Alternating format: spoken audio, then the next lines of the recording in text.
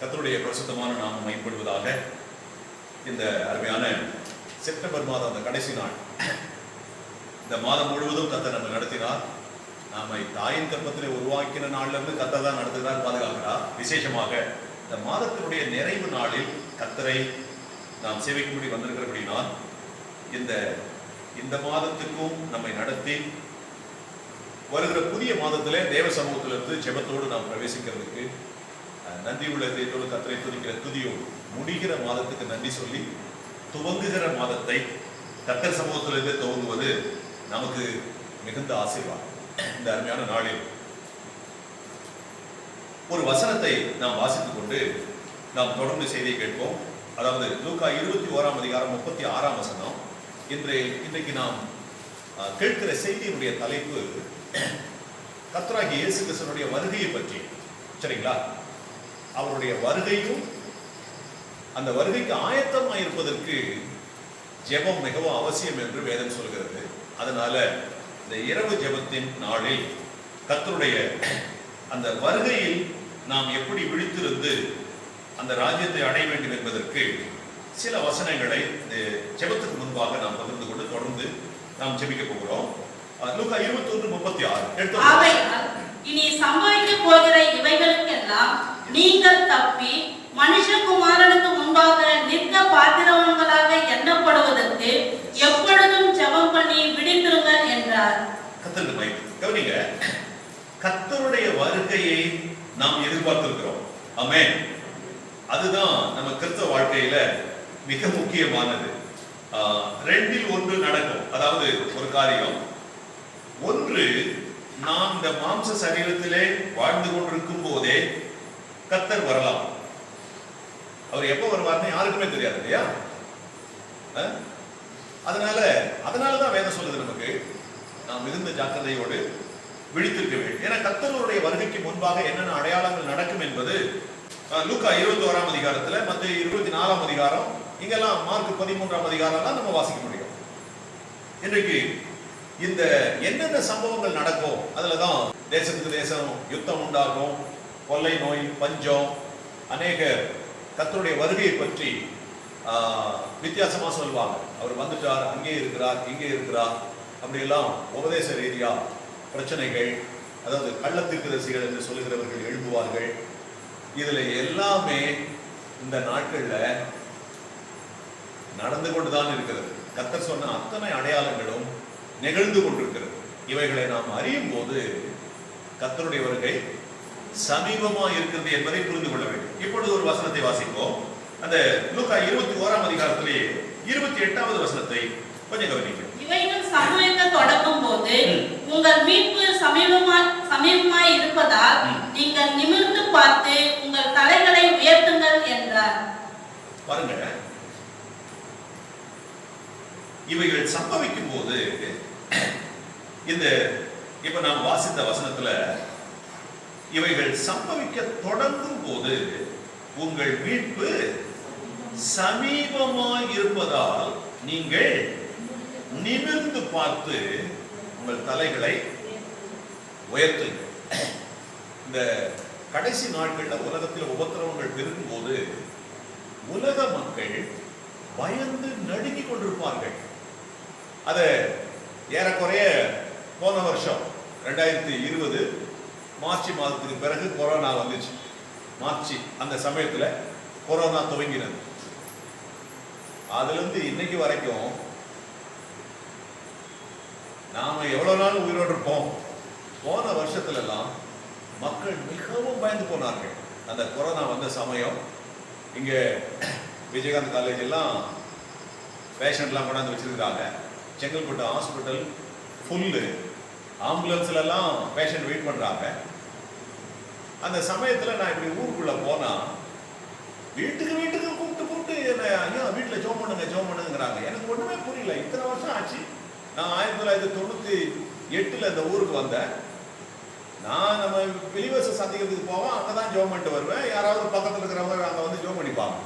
இந்த தெரு முழுதும் போற இடம்லாம், ஐயா பாஸ்டர் இங்க வந்து எங்க வீட்டுல ஜோம் பண்ணுங்க, எனக்கு ஒண்ணுமே புரியல. என்ன இப்படி ஒரு எழுப்புதல் மாமன்றத்துல வந்திருக்கு. அப்புறம் தான் தெரிஞ்சது அது மாமண்டூர்ல வந்து எழுப்புதல் இல்ல, பக்கத்துல விஜயகாந்த் சார் காலேஜ்ல ஃபுல்லா கொரோனா பேஷண்ட்டுங்க வந்து இருக்கிறதுனால ஊருக்குள்ள அவ்வளோ பயம் வந்துச்சு. அப்புறம் கொஞ்ச நேரம் கழிச்சு தான் ஒரு 4 வீடு ஜெபம் பண்ண, என்ன இதுக்கு சம்பந்தமே இல்லாம இவங்கெல்லாம் ஒரு நாள் கூப்பிட மாட்டாங்க, நம்மளை கூப்பிட்டு ஜெபம் பண்றாங்க. அப்புறம் பார்த்தா தான் தெரிஞ்சது எனக்கு மக்கள் எந்த அளவிற்கு பயந்து போயிருக்கிறார்கள் என்று. அப்ப நினைச்சேன் நான், ஆண்டவரே எங்களை எவ்வளவு தைரியமா வச்சுக்கிறீங்கப்பா, இதே ஊர்ல இந்த மக்கள் மத்தியில தான் இருக்கிறோம் நாங்க. ஆனா நாம அதுக்கு பயப்படல. ஏன்னா கர்த்தர் எல்லா தீங்குக்கும் நம்மை விலக்கி காக்கிறார். ஆகவே இப்படிப்பட்ட காலங்கள் வரும்போது நம்மை பற்றி என்ன சொல்கிறது? இந்த உலகம் பயந்து நடுங்கும், ஆனா நம்முடைய மீட்பு சமீபமா இருப்பதால் நீங்க என்ன பண்ணணும்? நிமிர்ந்து பார்த்து. அப்படிதான் இந்த 2 வருஷமா நடந்துட்டு இருக்கிறோம். கொரோனா பேஷண்ட் ஹாஸ்பிட்டலு எல்லா இடத்துக்கும் போயிட்டு வந்துட்டாங்க. என்னுடைய நண்பருடைய அம்மா கொரோனா, அவங்களுக்கு போய் ஹாஸ்பிட்டலில் இருந்து பார்த்து ராத்திரிலாம் அவங்க கூட இருந்து அப்படி அனுப்பிச்சு விட்டோம். எத்தனையோ பேஷண்ட்டுங்க பார்த்து ஜெபம் பண்ணோம். கர்த்தர் அவங்க எல்லாருக்குமே சுகம் கொடுத்தார். சிலர் வாழ்க்கை முடிந்து போனது. அப்போ வேத வசனம் சொல்கிறது, இப்ப நம்ம வாசித்த வசனங்கள்ல லூக்கா 21:36 முதல்ல வாசித்தோம். ஆகையால் இனி சம்பவிக்க போகிற இவைகளுக்கெல்லாம் நீங்கள் தப்புனமா இல்லையா? சம்பவித்தது சம்பவித்துக் கொண்டே இருக்கிறது. கர்த்தர் நம்மை தப்புவித்தார், தப்புவிக்கிறார், தப்புவிப்பார். இந்த விசுவாசத்துல, இந்த அறிக்கையில கொஞ்சம் கூட நம்ம தளர்ந்து போகக்கூடாது. அப்படி இருந்தா நம்மை கர்த்தர் தப்புவித்துக் கொண்டுதான் இருப்பார். சம்பவிக்கும் இவைகள் எல்லாம், ஆனா அந்த சம்பவங்களில் நாம் சிக்கிக்கொள்ளக்கூடாது. அவைகளுக்கு தப்ப வேண்டும். அதுக்கு முக்கியமா நம்ம செய்ய வேண்டியது என்ன? கர்த்தர் நம்மை இவைகளுக்கெல்லாம் தப்புவிப்பார் என்கிற விசுவாசம் இருந்தால் நாம் கர்த்தரிடத்தில் அவர் பாதத்தில் அமர்ந்து ஜெபிப்போம். விசுவாசம் இல்லாம ஜெபம் பண்றதும் வேஸ்ட் தான் இல்லையா? நீங்கள் விசுவாசம் உள்ளவர்களாய் ஜெபத்தில் எவைகளை கேட்பீர்களோ அவைகளை எல்லாம் பெறுவீர்கள். அப்ப விசுவாசம் இருக்கிறதுனால நம்ம கர்த்தரிடத்தில் வந்து ஜெபிக்கிறோம். நம்முடைய ஜெபத்தை அவர் அங்கீகரித்து இதுவரைக்கும் பாதுகாத்து வருகிறார், இனியும் பாதுகாப்பார். அப்போ சம்பவிக்க போகிற இவைகளுக்கெல்லாம் நீங்கள் தப்பி மனுஷகுமாரனுக்கு முன்பாக நிற்க பாத்திரவான்களாக எண்ணப்படுவதற்கு எப்பொழுதும் ஜெபம் பண்ணி, எபேசியர் 1:4 வாசம் இல்ல முதல்லயே அந்த வசனம் என்ன சொல்கிறது? அவருக்கு முன்பாக நாம் அன்பில் பரிசுத்தம் உள்ளவர்களும் குற்றமற்றவர்களுமா இருப்பதற்கு அவர் உலக தோற்றத்திற்கு முன்பாகவே கிறிஸ்துவுக்குள் நம்மை தெரிந்து கொண்டார். நம்மை கிறிஸ்துவுக்குள் தேவன் தெரிந்து கொண்டதற்கு நோக்கம் இந்த உலக வாழ்க்கையின் முடிவில் அன்பில் பரிசுத்தம் உள்ளவர்களாய், அதாவது அவருக்கு மனவாட்டியாய் அவருக்கு முன்பாக நாம் நிற்பதற்கு. அப்படி நிற்க வேண்டும் என்பது தேவனுடைய சித்தம். அந்த சித்தம் நிறைவேறுவதற்கு நாம் ஜெபம் பண்ணி, ஆண்டவரே இந்த உலகத்தில் நீர் கடைசி நாள்ல என்னென்ன நடக்கும் என்று சொல்லி இருக்கிறீரோ, பூமி அதிர்ச்சிகள், பஞ்சம், கொள்ளை நோய், யுத்தங்கள் எல்லாம் நடந்து கொண்டிருக்கிறது. ஆனா இவைகளில் ஒன்றும் நம்மை பாதிக்கக்கூடாது. இவைகளுக்கெல்லாம் நாம் தப்புவோம் என்று எழுதி வைத்திருக்கிறார். யார் தப்புவார்கள்? கர்த்தருடைய ஆலோசனையை கேட்டு இந்த வசனங்களுக்கு கீழ்ப்படிந்து, ஆண்டவரே இப்படிப்பட்ட தீங்குக்கெல்லாம் என்னை தப்புவித்து உங்களுடைய வருகையிலே என்னை ஏற்றுக்கொள்ளும் என்று யார் எப்பொழுதும் விழித்திருந்து அவர் சமூகத்திலே ஜெபிக்கிறார்களோ அவங்க எல்லாரும் தப்புவிக்கப்படுவார்கள். கரங்களை வைத்து கர்த்தரை ஸ்தோத்திரம் பண்ணுவோம்.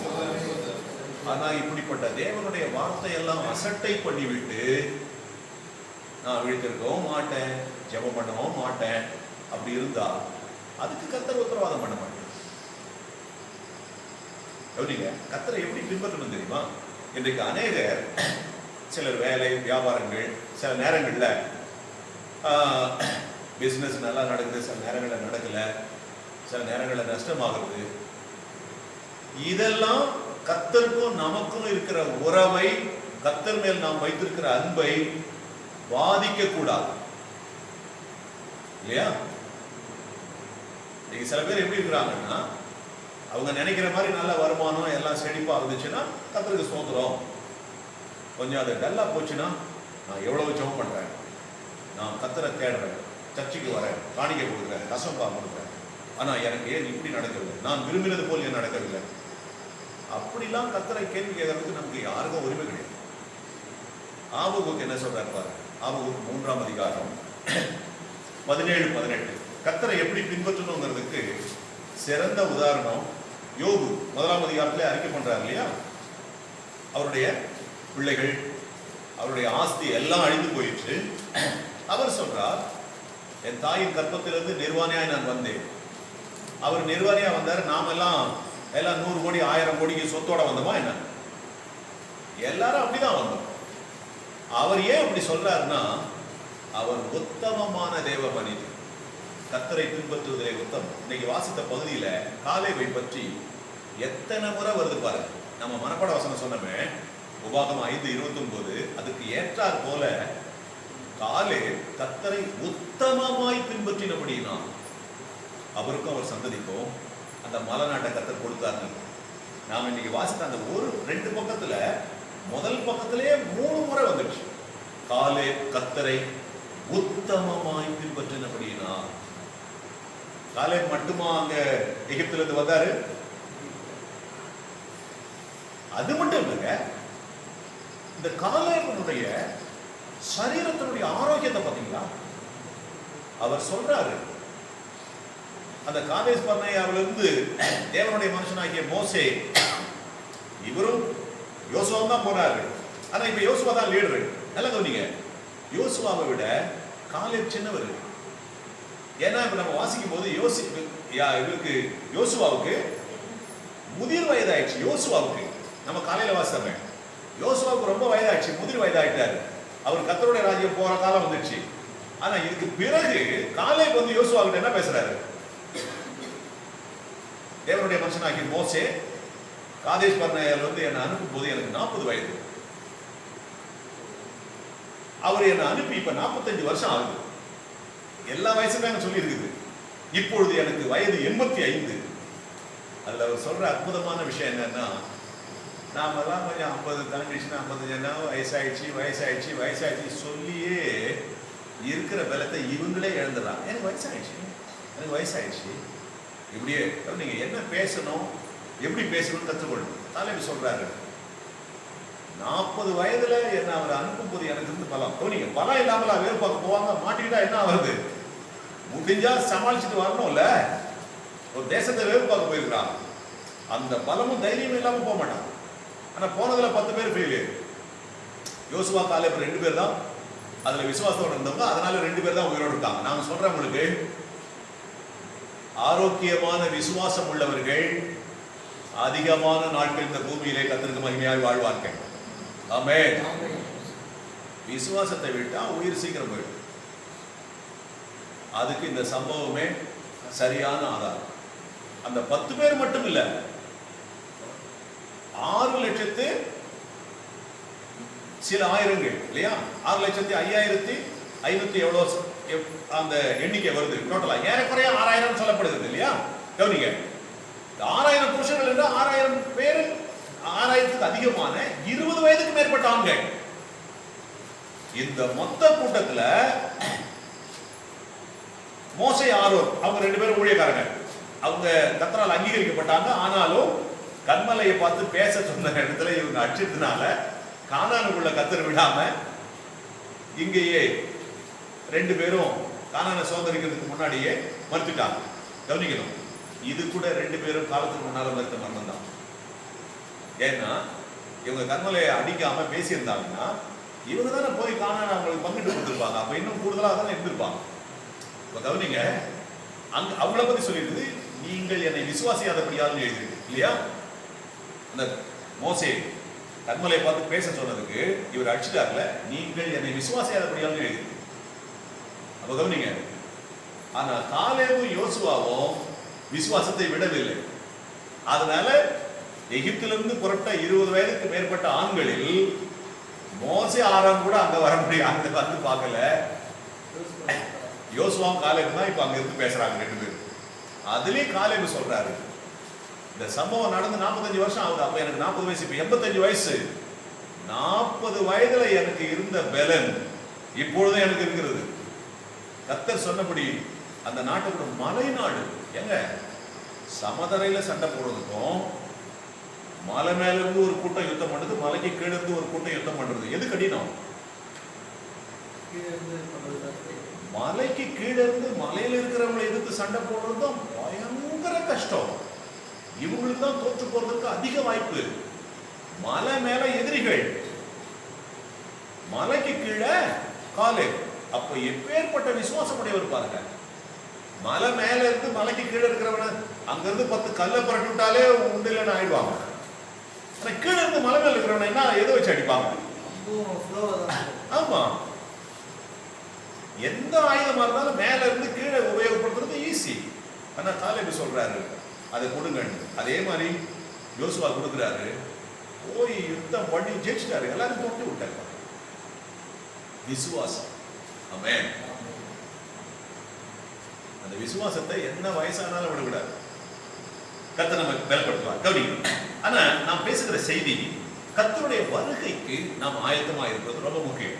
அதற்கு சில வசனங்களை நான் உங்களுக்கு சொல்லிட்டு இப்ப சொன்னேன். ஆபகுக் 3:17 யோபு சொன்னார், தாயின் வயிற்றிலிருந்து நான் நிர்வாணியாய் வந்தேன், நிர்வாணியாய் அவ்விடத்துக்கு திரும்புவேன். இப்போ ஆபகுக் 3ஆம் அதிகாரம் 17-18 வசனங்கள்ல வாசிங்க. அந்த 2 வசனத்தில் போனாலும், திராட்சை செடிகளில் பழம் உண்டாகாமல் போனாலும், ஒலிவ மரத்தின் பலனற்று போனாலும், வயல்கள் தானியத்தை விளைவியாமல் போனாலும், கிடையில் ஆட்டு மந்தைகள் முதலற்று போனாலும், தொழுவத்திலே மாடு இல்லாமல் போனாலும், நான் கர்த்தருக்குள் மகிழ்ச்சியாய் இருப்பேன், என் ரட்சிப்பின் தேவனுக்குள் களி கூறுவேன். சரி, இது மாதிரி ஆட்களை நம்ம சபையில எவ்வளவு பேர் இருக்காங்க? அதாவது லாபம் வரட்டும் நஷ்டம் வரட்டும், அது என் சந்தோஷத்தையும் பாதிக்க கூடாது. நான் கர்த்தர் மேல் அன்பு கூறுவதையும் அவரோடு இருக்கிற ஐக்கியத்தையும் இதெல்லாம் பாதிக்க கூடாது. ஏன் தெரியுமா? நம்ம பிசினஸா இருந்தாலும், பணமா இருந்தாலும், நிலமா இருந்தாலும், விளைகிற பொருளா இருந்தாலும், ஆடு மாடா இருந்தாலும், எல்லாம் இம்மைக்குரியது மட்டும்தான். ஒரு நாள் அவைகள் அழிய போகிறது. இங்க எவ்வளவு பெரிய கோடி சொன்னாரு, எத்தனை ஃபேக்டரிக்கு சொந்தக்காரனா இருந்தாலும், எத்தனை ஏக்கருக்கு சொந்தக்காரனா இருந்தாலும், ஒரு நாள் அவனுக்கும் அதுக்கும் சம்பந்தம் இல்லாம ஒரு நாள் வரப்போகிறது. யாரா இருந்தாலும் விட்டுட்டு தான் போகணும். அது இந்த பூமியில நம்ம வாழறது மறுமையில நித்திய ஜீவனை சுதந்திரிப்பதற்கு நம்மை பத்திரவான்களாக்கிக் கொள்வதே நம்முடைய இம்மைக்குரிய வாழ்க்கையின் மிக மிக மிக முக்கியமான நோக்கம். அந்த நோக்கத்தை நித்தியமோ வாழ்கிறதுக்கு, நித்திய ஜீவனை அடைகிறதுக்கு, பரலோகத்தை அடைவதற்காக நாம் வாழ்கிற வாழ்க்கையை இம்மையில இருந்து மறுபடியும் இல்லாம போகக்கூடிய இந்த அற்பமான காரியங்கள் நம்முடைய நித்தியமான ஆசீர்வாதங்களை பாதிக்கப்படும். அதான் இவங்கெல்லாம் அறிக்கையிடலாம். அத்திமரம் துளிர் விடாம போனாலும் சரி, என்னுடைய வருமானத்தின் வழிகள் எல்லாமே நஷ்டமானாலும் சரி, நான் கர்த்தருக்குள் மகிழ்ச்சியாயிருப்பேன். இப்ப கவனிங்க, இவருக்கு இப்ப என்னெல்லாம் இருக்கு பாருங்க. திராட்சை செடி, திராட்சை தோட்டம் இல்லையா, அத்தி மரம், அத்தி மரத்தோப்பு, திராட்சை தோட்டம், ஒலிவ மரத்தோப்பு, வயல்கள், அந்த ஆட்டு மந்தைகள், மாடு எல்லாம் இருக்குது. கவனிங்களா? இப்ப இந்த 2 வருஷம் கொரோனா இந்த காலத்துல இப்ப நம்ம ஆபகுக்கு வாழ்ந்தாருன்னு வச்சுக்கோங்க, 10 பைசாவுக்கு பிரயோஜனம் இல்லை, எல்லாமே நஷ்டமாயிடுச்சு. இப்ப ஐயா இங்க ஆராதனைக்கு வந்திருக்காருன்னு வச்சுக்கோங்களேன். கவனிங்க, இப்போ அத்தி மரம் இதெல்லாம் பராமரிப்பு இல்லையா, திராட்சை செடி இந்த பராமரிப்பு, ஆடு மாடெல்லாம் சும்மா என்ன அப்படியே கட்டி வச்சுட்டா அது எனக்கு ஆயிடுமா? எவ்வளவு உழைக்கணும், எவ்வளவு செலவு பண்ணணும் இல்லையா? இதெல்லாம் முதல் இவ்வளவு போட்டும் வருமானம் ஒண்ணும் இல்லை. அந்த நிலைமை வந்துச்சு இந்த 2 வருஷமா. இப்ப ஆபகுக்கு ஐயா இப்ப நம்ம சபையில வந்திருக்கிறாரு பாத்தீங்கன்னா, அவரை பார்த்தா எப்படி இருப்பாருன்னா, நம்ம எல்லாரை விட அவர் தான் மாசம் 10 கோடி ரூபாய் வருமானம் வச்சிருக்கிற மாதிரி இருப்பாரு, உட்கார்ந்துருப்பாரு. அவருடைய முகத்தை பார்த்தா நமக்கு பரிதாபமா இருக்கும். என்னையா இத்தனை வருஷம் இவ்வளவு நல்ல வருமானம் வந்துச்சு, இந்த 2 வருஷமா ஒண்ணுமே வருமானம் இல்லை, உங்களுக்கு நஷ்டத்து மேல நஷ்டம் வந்துடுச்சு அப்படின்னு நாம கேட்கும்போது கூட ரொம்ப பரிதாபமா கேட்டாலும், அவர் சந்தோஷத்தை நிறைவுல சொல்வார். ஏன் தம்பி நீ எதுக்கு இவ்வளவு கவலைப்படுற? எனக்கு என் திராட்சை தோட்டத்தை காட்டிலும், என் அத்தி மர தோப்பை காட்டிலும், ஆடு மாடு எல்லாவற்றை காட்டிலும் கர்த்தர் தான் எனக்கு முக்கியம். கவனிங்க, இதெல்லாம் நஷ்டமாயிட்டும் ஆபகுக்கு முகத்துல சோகத்தை பார்க்க முடியல. அப்ப ஆபகுக்கு முகத்துல சோகத்தை பார்க்கணும்னா என்ன நடக்கணும்? கர்த்தர் அவரை கைவிட்டா மட்டும்தான் அவர் சந்தோஷம் அவரை விட்டு எடுபடுமே தவிர, மீதி எது அவரை விட்டு போனாலும் அது அவருடைய சந்தோஷத்தை பாதிக்காது. கவனிங்க, இதுதான் உத்தமமா கர்த்தரை பின்பற்றுறது. இன்னைக்கு அநேக கர்த்தரை எதுக்காக பின்பற்றாங்க?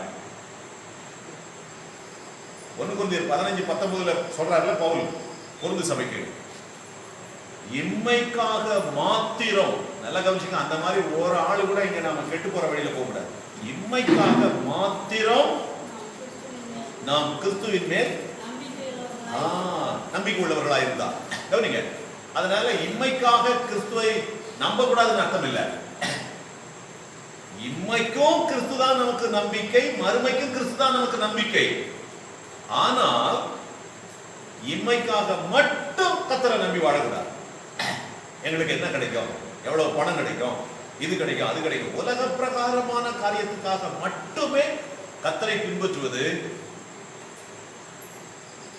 நித்தியத்துல பலன் அளிக்காது. அதனாலதான் பவுல் எச்சரிக்கிறார். ஏன்னா அந்த மக்களுடைய வாழ்க்கையை கவனிச்சு பார்க்கிறாரு, அது அப்படி இருக்கு. இம்மைக்காக இம்மைக்காக இம்மைக்காக, மறுமையை பற்றி சிந்தையே இல்லை அவனுக்கு. ஏன் சிந்தை இல்லை? கொரிந்து சபையினுடைய காரியத்துல அந்த 1 கொரிந்தியர் 15ஆம் அதிகாரத்துல ஒரு 12வது வசனம் வாசிங்க. 12வது வசனம், கிறிஸ்து மரித்தோரிலிருந்து எழுந்தார் என்று பிரசங்கிக்கப்பட்டிருக்க மரித்தோரின் உயிர்த்தெழுதல் இல்லை என்று உங்களில் சிலர் எப்படி சொல்லலாம்? கவனிங்க, இந்த சபை மக்கள் நல்ல ஆவிக்குரிய வரங்கள் எல்லாம் பெற்றவங்க தான், தேவனை நன்றாக அறிந்தவங்க தான். அதுவும் இல்லாம இவங்களை பத்தி பவுல் முதல் அதிகாரத்துல இவங்களை பத்தி சொல்லும் போது கவனிங்களேன், முதல் அதிகாரம் 7ஆம் வசனம் படிக்கலாம். அப்படியே நீங்கள் யாதொரு வரத்திலும் குறைவில்லாதவர்களாய் நம்முடைய கர்த்தராகிய இயேசு கிறிஸ்து வெளிப்படுவதற்கு காத்திருக்கிறீர்கள். ரைட், கவனிங்க, யாதொரு வரத்திலும் குறைவில்லாதவர்களாய் கர்த்தராகிய இயேசு கிறிஸ்துவினுடைய வருகைக்கு காத்திருக்கிறாங்க. பாருங்க, 1 தெசலோனிக்கேயர் 1ஆம் அதிகாரம் 10ஆம் வசனத்துல பாத்தீங்கன்னா, தெசலோனிக்கேயர் சபை கர்த்தருடைய வருகைக்கு காத்திருக்கிறாங்க. சரியா? இப்ப நம்ம கொரிந்து சபையார் கர்த்தருடைய வருகைக்கு காத்திருக்கிறாங்க பார்த்தோம். 1 தெசலோனிக்கேயர் 1:10 தெசலோனிக்கே சபை மக்கள் கர்த்தராகிய இயேசு கிறிஸ்துவினுடைய வருகைக்கு காத்துட்டு இருக்கிறாங்க. பிலிப்பியர் 3:20 நம்முடைய குடியிருப்போ பரலோகத்தில் இருக்கிறது, அங்கே இருந்து கர்த்தராகிய இயேசு கிறிஸ்து வர காத்து கொண்டிருக்கிறார்கள். நாம எதுக்கு காத்துட்டு இருக்கோம்? அதே காத்திருத்தல் தான். ஆனா இந்த காத்திருத்தலில் 2ல் 1 நாம் இந்த பூமியிலே இந்த சரீரத்தில் வாழ்ந்து கொண்டிருக்கும் போதே கர்த்தர் வந்தால், மரித்தோர் முதலாவது கிறிஸ்துவுக்குள் மரித்தோர். மரித்தோர்னா எல்லாம் செத்து போனவங்க எல்லாம் கிடையாது. கிறிஸ்துவுக்குள் மரித்தோர், முடிவு பரியந்தம் ரட்சிப்பிலே நிலைத்திருந்து விசுவாசத்தோட மரித்தவர்கள் கர்த்தர் வரும்போது உயிரோடு எழுந்திருப்பார்கள். பின்பு உயிரோடு இருக்கும் நாமும் மறுரூபமாக்கப்பட்டு அவருக்கு எதிர்கொண்டு போவோம். அல்லது கர்த்தர் வர தாமதித்து நாம் கர்த்தருக்குள் நித்திரையடைந்து மரித்திருந்தால் நாம் கிறிஸ்துவின் வருகையிலே முதலாவது எழுந்திருப்போம். அந்த அப்போ உயிரோடு இருக்கிறவங்க பின்னால மறுரூபமாகி அவங்க கர்த்தருக்கு எதிர்கொண்டு வருவாங்க. இந்த 2ல் 1 கட்டாயம் நமக்கு நடக்கும். அது எதுன்னு இப்ப சொல்ல முடியாது. நம்ம மரணத்தை காணாம மறுரூபமாக்கப்பட்டு எடுத்துக்கொள்ளப்படுவோமா, அல்லது கர்த்தர் வர தாமதித்து மரித்தோர் கிறிஸ்துவுக்குள் மரித்து அவர் வரும்போது உயிரோடு எழுப்புவாரா? யாருக்கு எது சம்பவிக்கும் நமக்கு தெரியாது. ஏன்னா இந்த ஆராதனை முடியறதுகளோட கர்த்தர் வந்தார் வரலாம், அவர் வருகை எப்போதும் நமக்கு தெரியாது. ஆகவே எப்பொழுதும் நாம் ஜெபம் பண்ணி அவருடைய வருகைக்காக விழித்து காத்திருக்க வேண்டும். இதுதான் கர்த்தர் நமக்கு சொல்லி இருக்கிறது. அப்போ இந்த மக்களுக்கு கர்த்தருடைய வருகைக்கு காத்தும் இருக்கிறாங்க. இப்ப கவனிங்க, இப்ப நம்ம வாசித்து பாருங்க 1 கொரிந்தியர் 15:12 இந்த மக்களுடைய நம்பிக்கை எப்படி ஆயிப்போச்சு பாருங்களேன். கிறிஸ்து மரித்தோரிலிருந்து எழுந்தார் என்று அவங்களுக்கு பிரசங்கிக்கப்பட்டிருக்கிறது. அது ஓகே, அதுல இவங்களுக்கு பிரச்சனை இல்லை. கர்த்தர் மரித்தோரிலிருந்து எழுந்தார், அதனால தானே இவங்க கர்த்தரை ஏற்றுட்டு இருக்காங்க ரட்சிகரா. உயிர்த்தெழுதலினால தான் நமக்கு ரட்சிப்பு வருகிறது. அதை ஒத்துக்கிட்டாங்க. ஆனா இவங்களுக்கு பிரச்சனை விசுவாசத்துல என்ன பிரச்சனைனா, அடுத்த சென்டென்ஸ் பாருங்க, மரித்தோரின் உயிர்த்தெழுதல். இவன் என்ன சொல்றாங்கன்னா, அவங்கள சில பேர், எல்லாரும் இல்ல, சில ஆளு இயேசுநாதர் உயிரோட எழுந்தாருப்பா, அது ஒத்துக்கிறப்பா. ஆனா இயேசுநாதரை ஏத்துப்பட்டவங்களாம் செத்து போனவங்களாம் உயிரோட வருவானா? வரமாட்டான். அப்படி ஆயிட்டாங்க. கிறிஸ்துவின் உயிர்த்தெழுதலை விசுவாசிக்கிறாங்க, கிறிஸ்துவுக்குள் மரித்தோரின் உயிர்த்தெழுதலை நம்பாத கேஸ் சபைக்குள்ள இருக்கு. அதனாலதான் இது இப்படி எழுதுறாரு. கிறிஸ்து மரித்ததும் உயிரோட எழுதுதுமே நமக்காக தான்.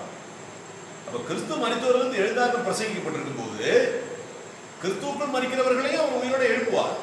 ஆனா உங்களை சிலர் ஏன்டா இப்படி ஆயிட்டீங்க, கிறிஸ்து எழுந்தால் கிறிஸ்துவுக்குள் மரித்தவர்கள் எழுந்திருப்பாங்களா, எழுந்திருக்க மாட்டாங்கிற முடிவு வந்துட்டாங்க. அதனாலதான் இதெல்லாம் விளக்கி பேசுறேன்.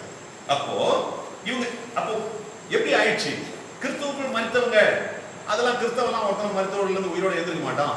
அப்போ இந்த உலகத்துல வாழற வரைக்கும் நல்லா உலகத்தை அனுபவிச்சுட்டு சாக வேண்டியதாங்கிற முடிவுக்கு வந்துட்டான். இம்மைக்கு மட்டும் கர்த்தரை நம்பி வாழக்கூடிய நிலைமைக்கு வந்துட்டான். அதனாலதான் 19வது வசனத்துல அவர் இம்மைக்காக மட்டும் நீங்க கிறிஸ்துவ மேல் நம்பிக்கை வச்சீங்கன்னா அப்புறம் எல்லா மனுஷரை பார்க்கலாம் பரிதபிக்கப்படத்தக்கவங்களா போயிருவீங்க. அப்படி இல்லப்பா, கிறிஸ்துவுக்குள் மரித்தோரை கர்த்தர் உயிரோட எழுப்புவார், அப்புறம் மறுமையில நித்திய ஜீவனை கொடுப்பார். இம்மைக்காகவும் கிறிஸ்துவை தான் நம்பி வாழ வேண்டும், மறுமைக்காகவும் கிறிஸ்துவை தான் நம்பி வாழ வேண்டும் என்று அந்த வசனத்தின் மூலமாக அவர் வெளிப்படுத்துகிறார். ஆகவே பிரியமானவர்களே, இந்த உலக பிரகாரமான வாழ்க்கையில் எது நமக்கு நம்முடைய வேலை, வருமானம், குடும்ப சூழ்நிலைகள், வேலை ஸ்தலத்துல என்ன வருமானம் குறைவு, அதிகம், பிரச்சனை, போராட்டம் இருந்தாலும் கிறிஸ்துவின் அன்பை விட்டு நம்மை பிரிப்பவன் யார் என்ற நிலையில அது ரொம்ப சுலபம். எல்லாரும் வசனம் சொல்லலாம், ஒண்ணும் இல்லை. இந்த 6வது நேரத்துல கம்பெனியில வேலை வச்சுட்டா எத்தனை பேர் 6வதுல வராங்க. கிறிஸ்துவின் அன்பை விட்டு நம்மை பிரிப்பவன் யார்? உங்க சூப்பர்வைசர் தான். ஞாயிற்றுக்கிழமை காலையில வேலைக்கு வந்தே ஆகணும், அவ்வளவுதான். இயேசுநாதரை விட்டு போயிட வேண்டியதுதான். அப்படி நம்ம எப்படி இருக்கிறோம் பாருங்க. ஆனா அந்த மாதிரி விஷயங்கள்ல பர்மனன்ட் ஸ்டாப்பா இருந்தா கூட கர்த்தருக்காக வைராக்கியம் பாராட்டுறவங்க இருக்கதான் செய்யலாம். ஞாயிற்றுக்கிழமை 6வது நேரத்துல வர முடியாது. நீ வேலையை விட்டே தூங்கினாலும் சரி, என்ன பண்ணாலும் சரி. அப்படி கர்த்தராகிய இயேசு கிறிஸ்துவின் வருகைக்கு நாம் எப்பொழுதும் ஜெபம் பண்ணி விழித்திருக்க வேண்டும் என்று வாசித்தோம். அடுத்து நம்முடைய வருகை சமீபமா இருக்கிறது இல்லையா? லூக்கா 21:22 வாசித்தோம் இல்லையா? அதனால இவைகள் எல்லாம் சம்பவிக்கும் போது அவைகளை பார்த்து நம்ம என்ன பண்ணணும்?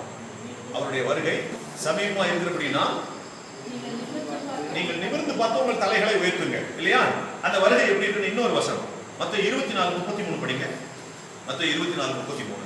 அப்படியே இவைகளெல்லாம் நீங்கள் காணும்போது அவர் சமீபமாய் வாசலருகே வந்திருக்கிறார் என்று அறியுங்கள். கவனிங்க, பொதுவா நம்முடைய எண்ணம் எப்படி இருக்கு? இயேசுநாதர் பரலோகத்தில் இருக்கிறாரு, அங்கிருந்து எப்போ கிளம்புவாருன்னு தெரியல. ஆனா இந்த வசனம் சொல்லுது, அங்கிருந்து கிளம்பி வந்து வாசல்ல தான், வாசப்பட தான் நிக்கிறாரு.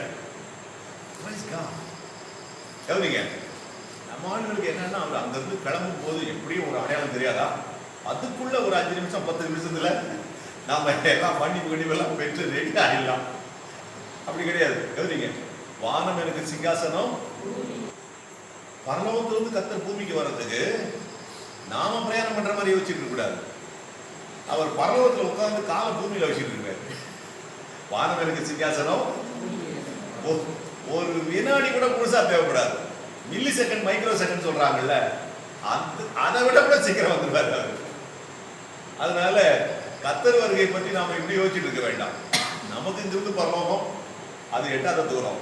அவர் அங்க வானத்துல சிங்காசனம் போட்டு உட்கார்ந்து பாதத்தை பூமியில வச்சுட்டு இருக்கிறார். அதனால அவர் சொல்றாரு, கர்த்தரை சொன்ன வார்த்தை தான் இது, அவர் நம்முடைய வாசல் அருகே வந்து இவைகள்லாம் சம்பவிக்கும் போது, இப்ப சம்பவித்துக் கொண்டிருக்கிறதா இல்லையா? அப்போ கர்த்தருடைய வருகை அவர் நம்முடைய வாசல் அருகே நிற்கிறார் என்று சொல்லப்பட்டிருக்கிறது. இன்னும் எங்க வந்து சேரணும்? வாசப்படியை தாண்டி ஒரு அடி உள்ள எடுத்து வைக்கணும், அவ்வளவு. அவ்வளவு சமீபத்தில் இருக்கிறோம். இன்னொரு வசனம் படிங்க, ரோமர் 13:11 படிங்க. படிச்சுட்டு ஒரு உதாரணத்தை படிக்கலாம். ரோமர் 13:11 11 வசனம்.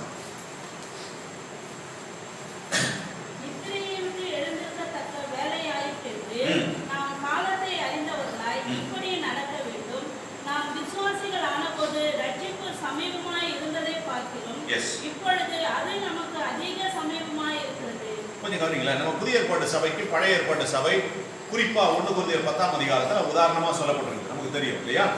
இப்ப கவனிங்க, எகிப்திலிருந்து இஸ்ரவேல் மக்கள் சபை, பழைய ஏற்பாட்டு சபை எகிப்திலிருந்து புறப்பட்டு கானான் தேசத்தை சுதந்திரிக்கிறதுக்கு இடையில எத்தனை வருஷம் பிரயாணம் பண்ணாங்க?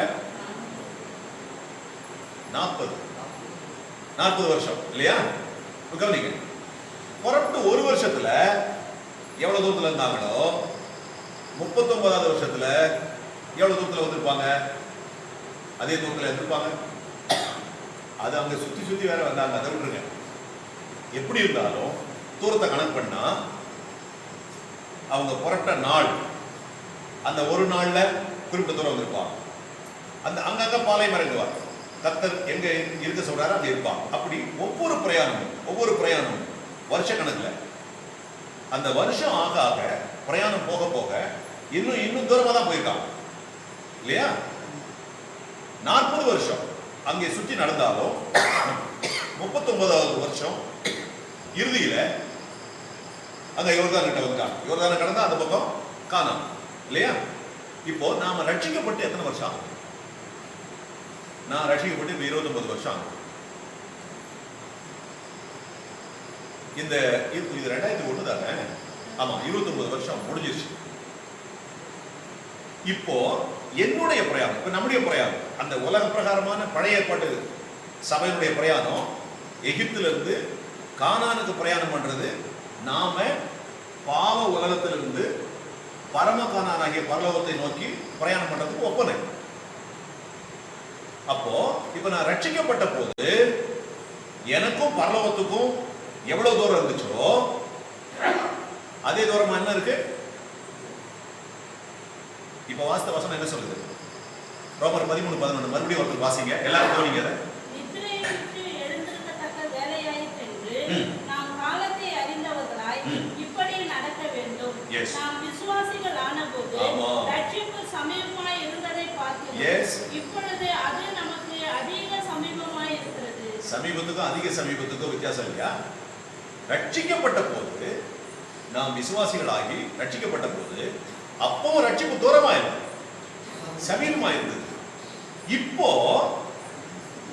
அந்த ரட்சிப்பை நோக்கி, நித்திய ரட்சிப்பை நோக்கி, பரலோகத்தை நோக்கி, இயேசு கிறிஸ்துவினுடைய பாதத்தை நோக்கி, எபிரேயர் 12ஆம் அதிகாரம் முதல் 2 வசனங்கள்ல அங்க போட்டிருக்கு, விசுவாசத்தை துவக்குகிறவரும் முடிக்கிறவருமாகிய இயேசுவை நோக்கி தான் நமக்கு நியமித்திருக்கிற ஓட்டத்துல நம்ம பொறுமையா ஓடுறோம். நம்ம ஓட்டம் முடிக்க வேண்டிய அந்த லக்கு எது? இயேசு கிறிஸ்துவினுடைய சமூகம். அதை நோக்கி எப்ப ஓட்டத்தை தொடங்கினோம்?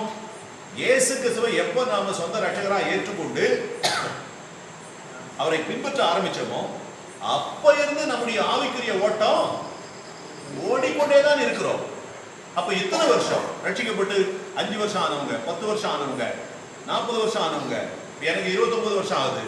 இப்படி அவங்க நாட்களுக்கு தக்கதாக ரட்சிக்கப்பட்ட போது இருந்த தூரத்தை காட்டிலும் அந்த கணக்குக்கு ஏற்றார் போல பரலோகத்தை, நித்திய ஜீவனை, ரட்சிப்பை நெருங்கி கொண்டிருக்கிறார்கள்.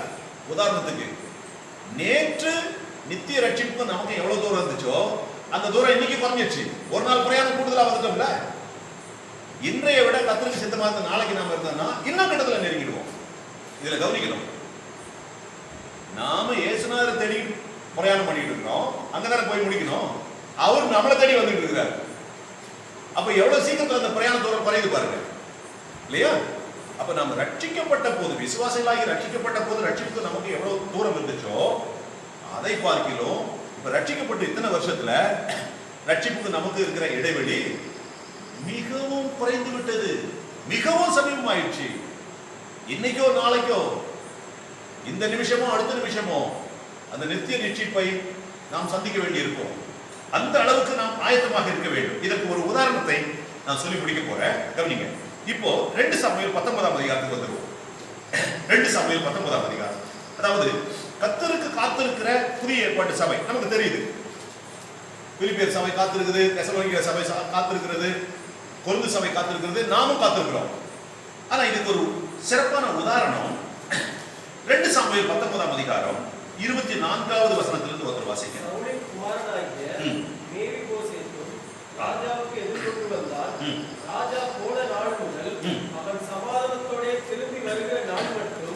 அவன் தன் கால்களை சுத்தம் பண்ணவும் இல்லை, ம். தன் தாடியை சவரம் பண்ணவும் இல்லை, தன் வஸ்திரங்களை வெளுக்கவும் இல்லை. போதும் கொஞ்சம் நிறுத்துங்க, அப்புறம் வாசிப்போம். கவனி, இப்போ ஒரு ஒரு உதாரணம். கர்த்தராகிய இயேசு கிறிஸ்து, ராஜாதி ராஜாவும் கர்த்தாதி கர்த்தரும் தேவாதி தேவனுமா இருக்கிற கர்த்தராகிய இயேசு கிறிஸ்துவின் வருகைக்கு நாம காத்திருக்கிறோம்.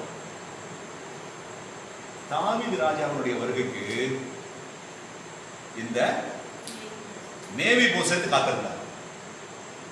ஒப்பிடு, கொஞ்சம் ஒப்பிட்டு பார்ப்போம். நம்ம ராஜாவுக்கும் மேவி போசேத்தோட ராஜாவுக்கும் நிறைய வித்தியாசம் இருக்குது இல்லையா? ஆனா நம்ம ராஜாதி ராஜா இயேசு கிறிஸ்துவை விட தாவீது ராஜா எல்லாவற்றிலும் குறைவுள்ளவர். அந்த ராஜா வருகைக்கு இவன் எப்படி காத்திருக்கிறான் பாருங்க. இந்த சம்பவம் நமக்கு தெரியும். யார் இந்த மேல்போசேத்? யாரு? சவுலுடைய பேரன், யோனத்தானுடைய மகன். இவருக்கு ஒரு மகன் இருக்கான். நீங்க 12வது வசனத்துல பாத்தீங்கன்னா இவருக்கு மீகா அப்படின்னு ஒரு மகன், மேல்போசேத்துக்கு மீகான்னு ஒரு மகன். இந்த சம்பவம் என்னன்னா, யுத்தத்தில் சவுலும் அவருடைய குமாரன் யோனத்தானும் ஒரே நாள்ல சண்டையில யுத்தத்துல மறுத்துறாங்க இல்லையா? அப்பொழுது இந்த மேல்போசேத்துக்கு 5 வயது. இந்த 5 வயதா இருக்கும்போது அந்த யுத்தம் நடக்குது. இது நீங்க இதே அதிகாரத்துல 4வது அதிகாரத்துல பார்க்கலாம். 2 சாமுவேல்ல 4ஆம் அதிகாரத்தில் ஒரு வசனம் பார்த்து வரலாம். கவனிங்க. ஏன்னா இந்த சம்பவம் அங்க இருக்கு, நீங்க பொறுமையா வாசிக்கணும். இப்ப எல்லாத்தையும் விளக்கமா பேச முடியாது. 4ஆம் வசனம் படிக்க பார்ப்போம். 4 மட்டும். சவுலின் குமாரன் யோனத்தானுக்கு 2 காலம் உதமான ஒரு குமாரன் இருந்தான். சவுலும் யோனத்தானும் படித்த செய்தி இஸ்ரேலிலிருந்து வருகிற போது அவன் 5 வயதுள்ளவனாய் இருந்தான். அப்பொழுது அவனுடைய தாதி அவனை எடுத்துக்கொண்டு ஓடி போனாள். அவன் ஓடி போகிற அவசரத்தில் அவன் விழுந்து முடவனானான். அவனுக்கு மேல்போசேத் என்று பெயர். ராஜாவும் ராஜாவுடைய மகனும் யோனத்தான் மிகவும் நல்ல மனுஷன். யோனத்தானுக்கும் தாவீதுக்கும் உடன்படிக்கை இருக்கிறது. தாவீதுக்கு யோனத்தானுடைய அப்பா சவுல் தாவீதை பகைக்கிறாரு. ஆனா யோனத்தான் தன் உயிரை போல அவனை சிநேகித்தான். அவங்க அப்பா கொண்டுட போறாருன்னு இவரை தப்பு வச்சதெல்லாம் அவர் தான். இப்படிப்பட்ட காரியங்கள் இருக்கிறது. ஆனா இவங்க 2 பேரும், சவுலும் யோனத்தானும் யுத்தத்துல ஒரே நாள்ல இறந்து போனாங்க. ராஜா இறந்து போயிட்டா எதிரி நாடு ராஜ்யத்தை சுதந்திரிப்பான். அப்ப ராஜாவுடைய குடும்பத்துல ஒருத்தனையும் உயிரோட விட மாட்டான், எல்லாரையும் கொண்டுடுவாங்க. ஆனா இந்த வேலைக்கார அம்மா அவ்வளவு நன்றியா யோனத்தானுடைய மகன் 5 வயது குழந்தை, அவனை தூக்கிக்கிட்டு அந்த அம்மா தப்பிச்சு ஓடுற அவசரத்துல எங்கேயோ தடுமாறி விழுந்து 5 வயசு குழந்தைல அவன் 2 காலம் மடமாயிடுச்சு. இப்படி நிலைமை. இதுக்கு பிறகு தாவீதின் கையில ராஜ்யம் வந்த பிறகு தாவீது ராஜா என்ன பண்றாரு? எல்லாத்துக்கும் வசன ரெஃபரன்ஸ் இருக்கு, இப்ப நேரம் இல்லை நமக்கு, அதெல்லாம் நம்ம படிக்கலாம். நம்ம முழு பைபிளையும் மறுபடியும் படிக்கிறதுனால அது தெரிந்து கொள்ளலாம். அப்ப பாருங்க, இந்த யோனத்தான் இறந்தாச்சு, யோனத்தானுடைய மகன் இருக்கிறான். அப்போ தாவீது ராஜா அவர் ராஜ்யத்துக்கு வந்த பிறகு இந்த சவுலினுடைய வேலைக்காரரை கூப்பிட்டு, சவுலினுடைய குடும்பத்துல யாராவது இருக்காங்களா அப்படின்னு கேட்ட உடனே யோனத்தானுடைய மகன் மேல்போசேத், அப்போ அவரை கூட்டிட்டு வந்து ஒரு இதை பத்தி நான் வசனம் சொல்றேன், என்ன குறிச்சு வச்சுட்டு பின்னால படிங்க. இந்த சம்பவங்களை நீங்க படிக்கணும்னா 2 சாமுவேல் 4ஆம் அதிகாரம், சரியா? அடுத்து இதுலயே 9ஆம் அதிகாரம், அந்த முழுவதும் 9ஆம் அதிகாரம் முதல் 13 வசனங்கள், அப்புறம் 21ஆம் அதிகாரத்துல 7ஆம் வசனம், முதல் 7 வசனங்கள், அங்கேயும் அந்த சம்பவம் வருகிறது. 2 சாமுவேல் 21ஆம் அதிகாரத்துல, அப்புறம் 2 சாமுவேல் 16ஆம் அதிகாரத்தில் முதல் 4 வசனங்கள். இங்கெல்லாம் பாத்தீங்கன்னா இப்ப நான் பேசுற அந்த செய்தியினுடைய சம்பவங்களை அறிந்து கொள்ளலாம். இப்ப இவருக்கு 2 காலம் மடமாயிடுச்சு. இவரை கொண்டு போய் அந்த அம்மா காப்பாத்திட்டு இருக்கிறாங்க. பிறகு தாவீதுடைய கையில ராஜ்யம் வந்த பிறகு தாவீது விசாரித்து, இந்த மாதிரி யோனத்தானுடைய மகன், ஏன்னா யோனத்தான் தாவீதுடைய நெருங்கிய நண்பன், ஆத்துமாவை போல சிநேகித்தவங்க 2 பேரும், தன் நண்பனுடைய மகன். அதெல்லாம உடன்படிக்கை இருக்குது. நீ உம்முடைய கையில கர்த்தர் ராஜ்யத்தை கொடுக்கும்போது, நான் உயிரோடு இருக்கும்போது என்னையோ என் குடும்பத்தையோ நீ வந்து ஒன்று செய்யாதபடிக்கு நீங்க காப்பாற்றணும் அப்படிங்கிற உடன்படிக்கை அவங்க 2 பேருக்குள்ள செஞ்சுக்கிறாங்க. இப்ப தாவீதுக்கு இதே ஒரு பிரச்சனை. ஏன்னா அப்படின்னா அப்சலோம் அவருடைய மகன் தாவீது வர வேண்டும் என்று தகவல் கொடுத்தாரு. அப்படின்னா தாவீது காட்டுக்கு போய் தப்பிக்க கூடாது. அந்த சமயத்துல அவருக்கு ராஜ்யத்தை விட்டு தம்பி காட்டுக்கு போயிட்டு போயிடலாம். இவன் அந்த 2 சமயம் வாசிக்கல மேய் கோசத்தை பத்தி இவர் என்ன பண்ணாரு, இதுக்கு முன்னால இவருக்கு அந்த தாத்தாவுடைய சொத்து சவுனுடைய நிலங்கள் அதெல்லாம் இவருக்கு கொடுத்து இவருடைய வேலைக்காரர் கொடுத்து எல்லாம் விவசாயம் பண்ணி ஒரு எஜமானுடைய உட்கார்ந்து நீ எல்லாமே செய்யணும். அது இல்லாம ராஜகுமாரர்கள் போரை போல இந்த மேய் கோசை ராஜாவுடைய மந்திரி என்னோட பிள்ளைகள் கூட ஆமா அவன் எவ்வளவு சாப்பிடணும் அப்படின்னு ராஜா கட்டளை போடுவார். அதனால இவர் இஸ்ரேல் அந்த தலைவர் ராஜா யாரும் இருக்கிறோம் அங்கே வந்து கண்டிப்பா இவன் தான் கட்டளை போடுறாரு. அப்போ தாவீதை நேசித்தவங்க எல்லாம் அவரோட போயிடலாம். இப்ப தாவீதுடைய மனதுல சரிங்க தாவீது கர்த்தருக்கு எத்தனையோ விதங்கள்ல நல்ல மனிதன். ஆனா இருந்தாலும் மனிதன் தான் அவரும் பயப்படுறாங்க. சரி காரணமாக அவர் மனதில் என்ன இருக்குன்னா இந்த மேரி கோசத்தை உடம்புல பார்க்கலாம். இந்த என்ன நியாயம் இல்ல மேரி கோசத்தை எப்படி இருக்கான் அவன் வரலன்னு இவன் மனசுல என்ன சரி இப்போ ஆனா மேரி கோசத்தை கூட வரலன்னு தாவீது பார்த்ததுக்கு ஆனா மேரி கோசத்தை ராஜாவுக்கு நிலம் வச்சு இவன் எப்படி இருக்கான் சரி அதுதான் என்ன அர்த்தம். யூதருடைய வீடு நீங்க பாத்தீங்கன்னா தானாவுல பாருங்க யோகா அந்த வீட்டுல அந்த ஆள் கச்சாடி கட்டி தான் இருந்தது. யூதர்கள் வீட்டுல யூதர் போனாலும் யூதர் நம்ம கொஞ்சம் சேர்க்கடா அவன் சொந்தக்காரன் யார் இருந்தாலும் வெளியே கால கழுவி தான் உள்ள வரும். ஒருத்தன் கூட கால கழுவாம வீட்டுல வரீங்க அது அவங்களுடைய வழக்கம். அது நல்ல வழக்கம். ஏன்னா வெளியே வரும்போது காலை எதையும் அசுத்தம் இருக்கலாம் அது வழக்கம் கழுவி தான் உள்ள வருவாங்க. அதுதான் இது இருக்குது. இந்த மேரி கோசே ராஜா போன நாள் திரும்பி வர நாள் வரைக்கும் நீ வேற எதாவது நினைச்சுக்கிறாரு வித்தியாசமா அவன் காலை கழுவி என்ன போனா அவன் தன் வீட்டுக்குள்ளேயே போகிறது எப்படிப்பட்ட ஒரு நன்றி உள்ள சொன்னீங்கன்னா காலை வீட்டு அவன் வீட்டு போக மாட்டான். ராஜா போன நாள் வந்து வர காலை கழுவி என்ன ஆகுது காலை கழுவி கேட்டா அது எப்படி இருக்குது அவன் காலை கழுவி கழுவ போறான் எல்லாமே முக்கியமான விஷயம் இருக்கு. அதான் முக்கியமான விஷயம். இந்த செய்தி எழுதி இருக்குது காலை கழுவுல செய்தி அவன் தன் வீட்டுக்குள்ளே போதவில்லை என்பதுதான் சரி. அதுதான் அர்த்தம். காலை கழுவாம வீட்டு வர மாட்டான். ஆனா நீங்க கவனிக்கணும் இவன் காத்துக்கிற ராஜா இதே மாதிரி ஒரு நாள் இதே மாதிரி சொல்றேன் இங்க 3 விஷயம் இருக்கு. அவன் ராஜா வர வரைக்கும் தன் கால்களை கழுவும் இல்லை தன் தாடியை சவரம் பண்றது சுத்தமா வழிபட்டு சொல்லுவான். ஆனா இஸ்ரவேலர்கள் எல்லா தாடியும் சொல்லுவான் இந்த தாடியை சவரம் பண்ணவில்லை தான் ஒழுங்குபடுத்தும். கண்ணா பண்ணா கால் வழி தெரியாம அதை ட்ரிப் பண்றது கட் பண்ணிக்கிறது அது ஒழுங்கமா அதை பூச்சியில் வச்சிருக்கு அது பண்ணல அப்படியே விட்டார். அந்த மாதிரி அது பண்ணா அவங்க எப்படி வச்சிருக்காங்களோ ஆடி சாப்பிட்டு வச்சாலும் வைக்கல அந்த ஒழுங்கு இல்லையா அவங்க பேச அப்படி இல்லையா அந்த மாதிரி அதை அவர் சரி செய்வார். இப்போ உதாரணத்துக்கு யோசிப்பு சர்ச்சா இல்லை அந்த ராஜா சொன்ன நடத்த சொல்றது யாரும் 2 வருஷத்துக்கு முன்னால அந்த ஒரு யோசிப்பை வந்து நிற்கிறான் இல்ல புரியல நான் சொல்றது சுயமாக தலையை கொடுத்தேன் அவன் அப்படி சொல்றேன் வான பக்கத்துல இவங்க 2 பேரும் ராஜா கூட சரி பண்ணாங்க கொடுத்தாங்க ராஜா ஜெயில போயிருந்தான். அந்த ஜெயில அவங்க குற்றம் செஞ்சு அதுல குற்றவாளி பண்ணிடுறாங்க. யோசிப்பு குற்றமே செய்யாம ஜெயில தெரிவிச்சு நம்ம ஜெயில ஜெயில ராஜா ஜெயிச்சு நீ தான் பயணம் செய்யணும் இவங்க 2 பேரும் சொன்ன பார்த்து பைக் போய் நான் ஒரு காலையில பார்த்தா 2 பேரும் பக்கம் செய்யல ஏன்னா 2 பேரும் பேர் மாதிரி இருக்கு அப்படினா நான் 2 பேரும் சொன்னேன் என்ன சொன்னோம் சொல்ல அப்படினா 2 சொன்னதா சொல்றேன் இவங்க சொன்னது என்னது பொதுக்கு மனதல பொது மந்தியல அந்த மந்தியல வேலையை போற வேண்டிய சொல்லுங்க ஏப்பா நீ ராஜா வேலை செய்ற நான் ஒருத்தமே பண்ணல நான் ஏன் ஜெயில போட்டுறாங்க நான் தான் உங்களுக்கு சொல்றது அர்த்தம் சொல்லல அப்ப உண்மையிலே நான் தெய்வத்தை வந்தறேன் நான் தப்பு நான் புரியலாம் இது ராஜா சொல்லி கொஞ்சம் எடுத்து வாங்கி போடா அப்படி சொல்லி சரிட்டு போறாரு 2 வருஷம் ஆச்சு இப்படி ஒரு சம்பவம் நடந்தே வந்திருக்கான்.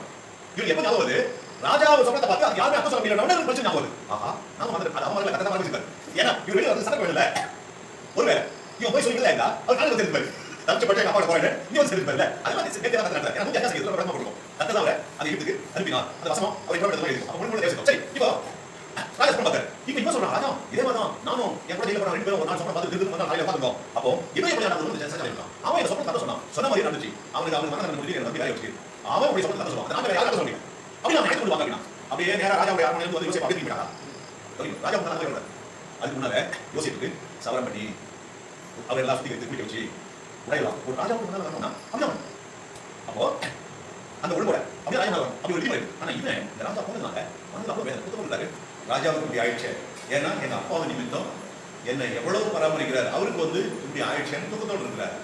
அப்போ சவரம் பண்ணவில்லை அடுத்து தன் வஸ்திரங்களை ஆமா வெளுக்கவில்லை. ஏங்க நீங்க யோசித்து பாருங்க இவ்வளவு நாள் ஒரு மனிதன் காலை கழுவுல அப்புறம் என்ன குளிச்சிருப்பான் குளிச்சான்னா காலை சேர்த்தான கழுவி இருப்பான் குளிக்கவில்லை காலை கழுவல் பல்லு தேய்ச்சாராங்கிறதே சந்தேகமா தான் இருக்குது. ஏன்னா துக்கம் அதை நம்ம தமாசா எடுத்துக்கிட்டோம். அப்போ சவரம் பண்ணல அப்படின்னா முடி வெட்டல சேவிங் பண்ணல போட்ட ட்ரெஸ் கவனிங்க தாவீது ராஜா போகும்போது இவனை என்ன ட்ரெஸ் போட்டுருந்தான் பார்த்துட்டு போனாரோ அவரு எத்தனையோ ட்ரெஸ் மாத்திட்டாரு வர்ற வரைக்கும் போகும்போது பார்த்து போன ட்ரெஸ்ல இவர் இருக்கிறார். எவ்வளவு நன்றி உள்ள ஒரு மனிதன் பாருங்க. நான் முடிக்கிறேன் கவனிங்க இப்படி இந்த மனுஷன் இருக்கிறான். இப்போ 2 சாமுவேல் 19 கவனிங்க ஏன்னா நாம இயேசுநாதருக்கு காத்துட்டு இருக்கோம் ராஜாதி ராஜாவுக்கு. இப்போ 24 வாசத்துல 25 26 கவனிங்க அவன் எருசலேமில் இருந்து ராஜாவுக்கு எதிர்கொண்டு வருகிற போது ராஜா அவனை பார்த்து மேவிபோசேத்தே நீ என்னோடு கூட பாத்தீங்களா யாரை பார்த்து கேட்கறது இந்த கேள்வி. தாவீது நல்ல மனுஷன் தான் இருந்தாலும் சில நேரம் அவரும் கொஞ்சம் மாறிடுறாரு பாருங்க. இவர் கேட்டார் அவர் சொல்ற பதில கவனிங்க அதற்கு அவன், ராஜாவாகிய என் ஆண்டவனே, என் வேலைக்காரன் என்னை மோசம் போக்கினான். உமது அடியானாகிய நான் முடவனானபடியினால் ஒரு கழுதையின் மேல் சேனம் வைத்து அதன் மேல் ஏறி ராஜாவோடே கூட போகிறேன் என்று அடியேன் சொன்னேன். அவன் ராஜாவாகிய என் ஆண்டவனிடத்தில் உமது அடியான் மேல் வீண்பழி சொன்னான். ராஜாவாகிய என் ஆண்டவனோ தேவனுடைய தூதனை போல் இருக்கிறார், உமது பார்வைக்கு நலமாய் தோன்றுகிறபடி செய்யும் என்றான். கவனிங்க, தாவீது மேவிபோசேத்தை குறித்து தவறான எண்ணம் கொண்டிருக்கிறான். அந்த அவருடைய வேலைக்காரன், அதெல்லாம் இப்போ நான் சொன்னேன், இப்போ நான் முடிக்கிறேன். அவன் வேலைக்காரன் என்ன பண்ணான், தாவீது ராஜா காட்டுல இருந்து வராருன உடனே இவன் என்ன பண்ணான், 16ஆம் அதிகாரத்துல அந்த அந்த 16ஆம் அதிகாரத்தை நீங்க படிச்சுட்டா போதும். இங்க அந்த முதல்ல இருந்தே படிச்சுங்க, முதல் 3-4 வசனம் அங்க படிச்சுக்கிட்டீங்கன்னா தெரியும். அவன் என்ன பண்ணான், இந்த இப்போ மேவிபோசேத்து எப்பா ராஜா கூட என்ன அனுப்பி விடுவா, கழுது மேல சேனை வச்சு என்னை ஏற்றி விடு, நானும் ராஜா கூட போறானா. அவன் என்ன பண்ணான், தந்திரமா இவருக்கு அப்படி உதவி செய்யாம இருந்துட்டு, ராஜா காட்டுல இருந்து இப்ப அப்சலோம் யுத்தத்துல செத்துட்டார் இல்லையா, இப்ப ராஜா மறுபடியும் தேசத்துக்குள்ள வராரு. அந்த நேரம் பார்த்து அந்த வேலைக்காரன் பேர் என்ன போட்டிருக்கு, சீபா. அந்த சீபா தான் இவருடைய வேலைக்காரன். அவன் என்ன பண்றான், ராஜா வர செய்தி தெரிஞ்சு அவன் கழுது மேல ஆனா அவருக்கு நிறைய காணிக்கை பொருட்கள் எல்லாம் எடுத்துக்கிட்டு போய் அவரை வரவேற்கிறான். அப்ப அவர் கேட்கிறாரு, எங்க இவன் உன் எஜமானுடைய மகன், அதான் மேவிபோசேத் எங்கன்னா, அதுக்கு அவன் பயங்கரமான ஒரு இல்லாத பொல்லாத்தையும் வாரி போடுறான். 16:3 பா. அப்பொழுது ராஜா, உன் ஆண்டவனுடைய குமாரன் எங்கே என்று கேட்டதற்கு சீபா ராஜாவை நோக்கி, எருசலேமில் இருக்கிறான். இந்த இஸ்ரவேல் வீட்டார் என் தகப்பனுடைய ராஜ்யத்தை என் வசமாய் திரும்ப பண்ணுவார்கள் என்றான் என்று சொன்னான். அடுத்த வசனம். அப்பொழுது ராஜா சீபாவை நோக்கி, மேவிபோசேத்திற்கு உண்டானதெல்லாம் உன்னுடையதாயிற்று என்றான். போதுமா? கவனிங்க, ராஜாவா இருந்தாலும் அந்த விவேகம் இல்லாமல் நிதானம் இல்லாமல் ஆயிட்டார் பார்த்தீங்களா? ஏன்னா அவன் பொய் சொல்றான். அவன் நல்ல பேர் வாங்குறதுக்கு நல்லவனை கெட்டவனாக்கி இந்த கெட்டவன் தன்னை நல்லவனா காட்டுறான். தாவீதோட கர்த்தர் இருந்தா, தாவீது போன இடத்துல அவரை காப்பாத்தினா, ஏன் நீ ஆண்டவரே இவன் சொல்றது உண்மையான ஒரு ஜெபம் பண்ணியிருந்தா ஆண்டவர் சொல்லிட்டு இருப்பாரு, இவன் அயோக்கியன். இதுல நிதானம் இல்லை பாருங்க. உடனே இவன் சொன்னதை நம்பி அவன் இல்லாத போலாத போட்டுறான். என்ன தெரியுமா, எங்க அப்பாவுடைய ராஜ்யத்தை இவன் எடுத்துக்கிட்டான், கர்த்தர் அந்த பழி அவன் மேல போட்டு என்ன ராஜா பாக்குறாரு அப்படி பேசுறான். அப்படி அவன் சொன்னாங்கிறான், அவரு சொல்லவே இல்லை. அதை கேட்ட உடனே தாவீதுக்கு செம கோவம் வந்துட்டு, அவனுக்கு சொந்தமானதெல்லாம் உனக்கு சொந்தமாகிடுச்சு. யாரு, மேவிபோசேத்தினுடைய அப்பா வீட்டு சொத்து மொத்தத்தையும் வேலைக்காரன் கொடுத்துட்டாரு தாவீது. ராஜா இல்ல, அதுக்கு மேல யாரும் பேச முடியுமா? பட்டா போட்டு கொடுத்துட்டாரு. அவனுக்கு ஒரே ஹாப்பி. இது நடந்தது இவருக்கு தெரியாது. சரி, ராஜா வராருன்னு இவரு யார ஆளா பிடிச்சி வாடா ராஜா வராரு போ பார்த்தான்னா, எடுத்த உடனே அவர் கேட்கிற கேள்வி, நீ ஏன் என் கூட வரல? ஆமா, நான் ஒரு மிலிட்ரி ஆளு, லெப்ட் ரைட் போட்டுவாங்க கூட வந்துருவேன்னா அவனே நடக்க முடியாது. ஏன்னா இவர் தவறான செய்தியை கேட்டு, தவறான ஆள் மூலமாக நல்லவனை பற்றி தவறான செய்தியை கேட்டு ஏற்கனவே இவன் மேல கோபமா இருக்காரு ராஜா. நியாயமா இது? அப்ப இவன் சொல்றான், ராஜா அப்படி இல்ல, நான் கழுத மேல சேனை வச்சு விடுறா ராஜா கூட போறேன்னு சொன்னேன், என் வேலைக்காரன் என்ன மோசம் பண்ணிட்டு உங்ககிட்ட வந்து என்னை பத்தி தவறா சொல்லிட்டாங்க. உடனே இப்ப உண்மை புரிஞ்சிருச்சு. நீ ராஜாவா இருந்தா கூட உண்மை தெரிஞ்சிச்சுல, அதுக்கு தகுந்த மாதிரி நடக்கல. அதுக்கு அவர் சொல்றத பாருங்க, 19-29 படிங்க. 2 சாமி. ராஜா அவனை பார்த்து, உன் காரியத்தை குறித்து அதிகமாய் பேசுவானே, நீயும் சீபாவும் நிலத்தை பங்கிட்டுக் கொள்ளுங்கள் என்று நான் சொல்லுகிறேன் என்றார். நல்லா இருக்குது நியாயம். இவர் சொல்றதை கேட்கறதுக்கு அவர் இப்ப விரும்பல. கவனிங்க, கெட்டவனுக்கு ராஜா செவி கொடுக்கிறாரு, நல்லவன் பேசுறான். இப்ப விஷயம் தெரிஞ்சிச்சு. ஏன்னா இப்ப சீபா மட்டும் இல்ல, ராஜாவும் குற்றவாளி. இப்போ அதை ஒத்துக்க முடியல. இப்போ மேவிபோசேத்து தான் நேர்மையானவன், அதை நிரூபிச்சுட்டான். இப்போ முகம் வெட்கமாயி போச்சு. ஆனா கூட சரண்டர் ஆகும். அவர் சொல்றாரு, சரி அந்த நிலத்தை நீயும் சீபாவும் ஆளு பாதிப்பு. யார் வீட்டு நிலம்?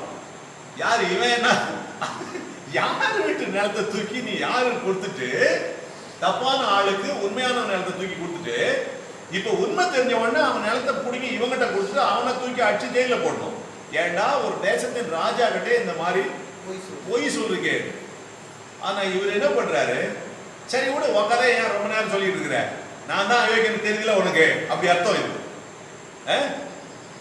அதுல சும்மா சொல்லிட்டே இருக்கிறியா, சரி விடு, அதை 2 பேரும் ஆளுக்கு பாதியா எடுத்துங்க. என்ன நியாயம்? யாரு வீட்டு சொந்த யாரு எடுத்துக்கிறது? கொஞ்சம் கவனிங்க. ஆனா அதுக்கு அடுத்த வசனம் வாசித்து முடிக்கலாம்பா. 30. ராஜாவை நோக்கி, ராஜாவாகிய என் ஆண்டவன் சமாதானத்தோட தம்முடைய வீட்டிற்கு வந்திருக்கும் போது அவனே எல்லாவற்றையும் எடுத்துக் கொள்ளட்டும் என்றான். கவனிங்க, இவருடைய அப்பாவோட சொத்து, இத ராஜா வேலைக்காரன் கொடுத்தாரு. இவர் அந்த சொத்தை கேட்கவே இல்லை, ஏன் கொடுத்தீருங்க. உண்மை தெரிஞ்ச உடனே சரி 2 பேரும் ஆளுக்கு பாதையை எடுத்துக்கலாம். கவனிங்க, அபகரித்து எடுத்துக்கொண்டவன் அதை பத்தி ஒன்றும் சொல்லல, அங்கதானே இருக்கான் கூட. ஆனா சொத்துக்கு உரியவன் சொல்றான், ராஜாவே என் சொத்து எனக்கு பெருசு இல்லை, நீர்தான் எனக்கு சொத்து. என் ராஜா நீ சமாதானத்தோட வந்திருக்கும் போது இந்த சொத்து எனக்கு என்ன இருக்கு, அதை அவனே எடுத்துக்கொள்ளட்டும். ஏன் தெரியுமா, அவனுக்கு நீ முக்கியம் இல்லை, அவன் ஒன்னால கிடைக்குது பாரு, அது அவனுக்கு முக்கியம், இது உனக்கே தெரியல. ஆனா நான் அப்படி இல்லை, எனக்கு நீர் முக்கியம். அதனால ஏன் பாதி எங்க அப்பா வீட்டு சொத்தை அவனே முழுசா எடுத்துக்கிட்டோம். நீங்க இன்றைக்கு நம்மில் திருச்சபையில் குடும்ப சொத்துனாலேயே விசுவாசத்தை இழந்து சாட்சியை இழந்து இவங்கெல்லாம் ஒரு கிறிஸ்தவங்களாகிற நிலைமைக்கு எத்தனை பேர் வாழ்ந்துட்டு இருக்காங்க. அப்படி கூட சவுல் ராஜாவுடைய சொத்து அளவுக்கா இருக்குது நமக்கு. இந்த 1.5 சென்ட் 1.25 சென்ட், அதுல 3 பேருக்கு பாகம், இந்த கதை தான் இருக்கு நமக்கு. இதுக்கே வெட்டு குத்து, அந்த நிலத்தை வாங்குற காசை விட நிறைய கோர்த்து போட்டு இருக்கான். நம்ம ராஜா வரப்போற, இதெல்லாம் நமக்கு ஏமாத்திரம். நம் ராஜாவின் நிமித்தம் இதை இழந்தா. கவனிங்க, இப்ப தாவீது இந்த விஷயத்தை தப்பு பண்ணிட்டாரு. இப்போ மேவிபோசேத்து சொன்ன மாதிரி அந்த நிலம் மொத்தம் அவனுக்கே கொடுத்துருந்தாலும், இப்ப கவனிங்க, இந்த மேவிபோசேத்தை ராஜா சும்மா விட்டுருவாரா? விட்டுருவாரா? விடமாட்டார். அப்புறம் உட்கார்ந்து சிந்தனை பண்ணி பார்ப்பாரு, இவன் என்னை விட எவ்வளவு நேர்மையா இருக்காப்பா, சரி விடுறா, என் நேரத்தில் உனக்கு கொடுக்குறேன், நிச்சயமா கொடுத்துருக்காரு இல்ல. கவனிங்க, இங்கே நாம வேதம் சொல்லுகிறது, அநீதியான உலக பொருட்களால் சிநேகிதரை. ஆனா அந்த அநேகருடைய அநீதியான உலக பொருளுக்காக சிநேகிதர்களை இழக்கிறவங்க தான் நிறைய பேர் இருக்கிறாங்க. குடும்பத்தாரை இழக்கிறவங்க. தயவு செய்து எல்லாம் மாத்திக்கணும். நம்முடைய ராஜாதி ராஜா வரப்போற பாருங்க, அவன் காத்திருந்த அவங்க ராஜா அவ்வளவு யோக்கியம் கிடையாது. எவ்வளவோ ஊர்பட்ட தப்பு பண்ணவர். மத்ஸ்யபால் விஷயம் தெரியுமா? இவன் கொண்டு சொத்தை வாரி அவர்கிட்ட கொடுக்குறா, என்ன நீதி இருக்காங்க? அது போன்ற ஆள் தான் அவருடைய ராஜா. யாரு? மேவிபோசேத்தினுடைய ராஜா. அந்த ராஜா வருகைக்கு அவன் காலை கழுவாம, சவரம் பண்ணாம, அழுகு துணியை மாத்தாம அப்படி தவம் இருந்து கிடக்கிறான். அவ்வளவு நன்றி உள்ள உள்ளத்தோடு. கவனிங்க, நம்ம ராஜாதி ராஜா எல்லளவும் கரைதிரை அற்றவர், பரிசுத்தர் பரிசுத்தர் பரிசுத்தர். ஒரு அவர் ராஜா அவனுக்கு அநியாயம் பண்ணிட்டான் இல்லையா? ஆனா நம்ம ராஜா, நாம தான் அவருக்கு ஏராளமான அநியாயம் பண்ணிருக்கோமே தவிர அவர் ஒரு நாள் நமக்கு ஒரு அநியாயமும் செஞ்சதும் இல்லை, செய்யவும் மாட்டோம். இப்ப அவருக்கு காத்திருக்கிற நாம எவ்வளவு ஆயத்தமா இருக்கணும் இல்லையா? நிச்சயமாய் வருகிறார். வருகிறேன் என்று சொன்னவர் இன்னும் கொஞ்ச காலத்துல வருவார். அவருடைய வருகைக்கு நம்ம எல்லாரும் ஆயத்தமா இருப்போம், மிக கவனமாக இருப்போம். கர்த்தரோடு நாம் மையப்படுவதாக. இதோடு இந்த செய்தியை நாம் நிறைவு செய்வோம். கர்த்தர் உங்களை ஆசீர்வதிப்பார்.